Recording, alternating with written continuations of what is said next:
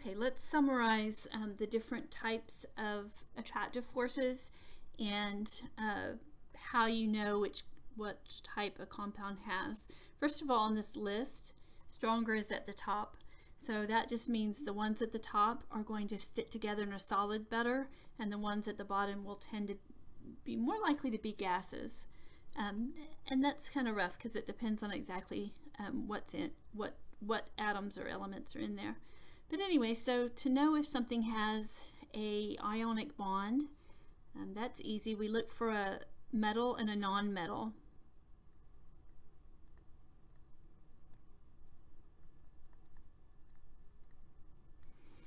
Okay, to see that if it has a hydrogen bond, if it can hydrogen bond, we look for these bonds.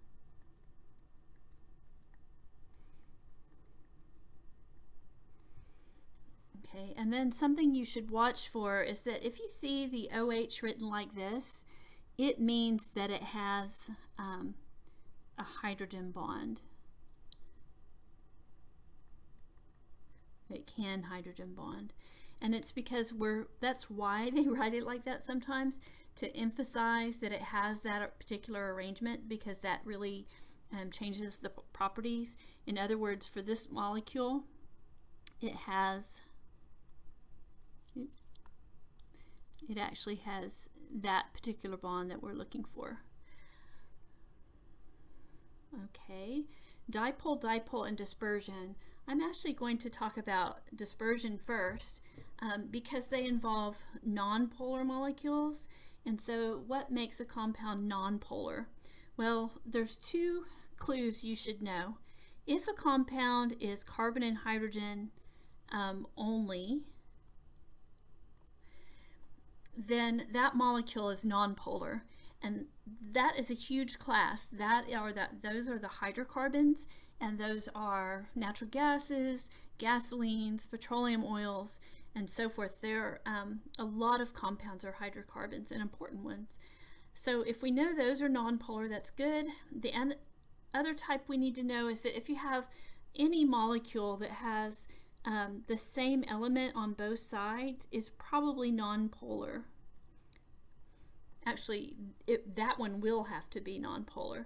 What gets tricky is when you have one that is not the same molecule or same element on both sides.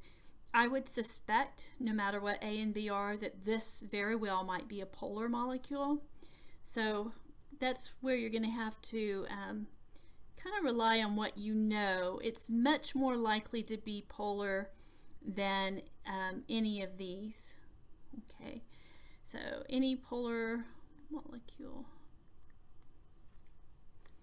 Okay, let's try to apply those, which has stronger attractions. And so what I would do is to assign the attractive force type first.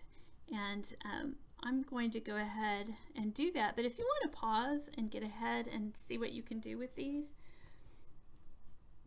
anything that's a hydrocarbon is going to be dispersion. So that's the strongest attractive force it has. So I'm just going to go label all of my hydrocarbons. Is that it? Okay.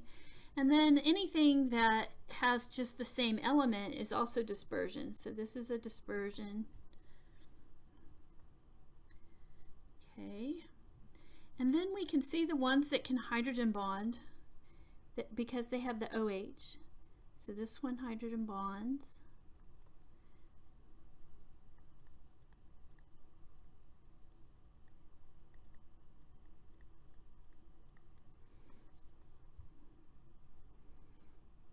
Okay, and do we see any that are ionic? This is a metal and non-metal. Okay, and everything else must be, these look suspiciously polar, so I'm going to mark them with dipole.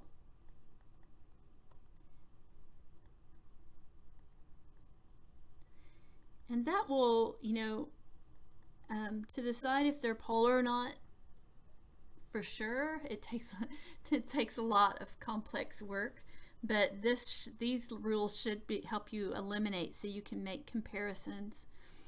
Okay, and then we're going to go through and say which one has the stronger attractions. The top two are both dispersion, but remember, larger has more attractive forces because when you put a bunch of these molecules together, they can have more atoms touching at once. So it's like more glue. Okay, stronger attractions. Dispersion are hydrogen bonds. Hydrogen bonds are stronger. These both, let's see, dispersion versus dipole. Well, dipole's stronger. Dispersion versus dipole, dipole stronger. Ionic versus dipole, ionic is stronger. These both have hydrogen bonds, so then you fall back on what else is there, and these are larger. Okay, and so this is something interesting I need to make sure we're clear on, is that this molecule has both types of attractions. It can hydrogen bond, and it also has dispersions. And let me actually go back to this one and clarify that. You know, down here, it says as only attractions. And that's because dispersion attractions occur whenever you have atoms. That's all it takes. Atoms are attracted to atoms. So for all of these compounds, they have dispersion attractions. It's just that for these that we kind of classify down here with the weakest, that's all they have. They have the weakest type. Okay.